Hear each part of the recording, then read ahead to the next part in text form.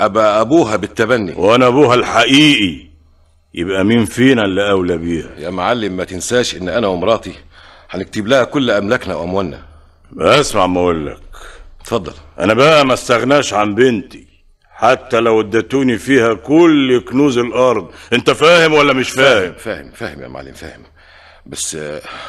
بس ارجوك تفكر في الوسط اللي هي عايشه فيه دلوقتي. سيبك من الاونطه دي، انا عايز بنتي. يا معلم ارجوك هودني واسمع الكلام. لا مش سامع الكلام. انت هتسلم لي بنتي بالذوق ولا لا؟ احمد الله. احمد. ايوه علي. انت فين؟ واقف لي هنا هو ترغي؟ دول يا اخي عايزين يعلنوا الخطوبه، تعالى بالعجل. امال يا علي انا محتار ومش عارف اقول الله. حضرتك تبقى مين؟ ما تتخضيش يا ست هانم، انا ابقى امان. انت ابو بنتي امال؟ ايوه ابوها، بس من واحده تانية مش من حضرتك.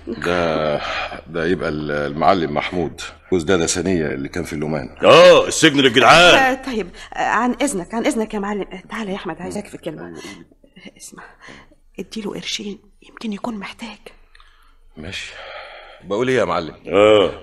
ممكن تتفضل ال50 جنيه دول؟ رجع فلوسك جيبك تاني. طيب ادي 100 جنيه اهم، واذا احتجت لاي مبلغ تاني انا تحت امرك. عجيبة قوي، انت بتديني الفلوس دي ليه؟ يعني دول عشان لو رجلي مثلا. الله، ما تفهمني بقى يا معلم. انا فاهمك قوي واخد بالي من كلامك كويس قوي. انا مش عارفه اتفاهم معاه. كلميه انت عليه. طيب استنى يا احمد بس. اسمع يا معلم. لا ابعد عني، انا باكلش من الكلام ده. اصل يا سيد محمود، لا اصل ولا فاصل، ادوني بنتي وانا امشي من هنا.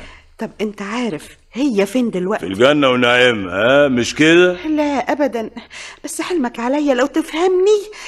دي في اسعد لحظات حياتها، واذا يعني لا مؤاخذة عرفت انك انت ابوها هتبقى اتعس انسانه. ليه بقى؟ انا مش مالي عينيك ولا ايه؟ لا ابدا، استغفر الله يا معلم.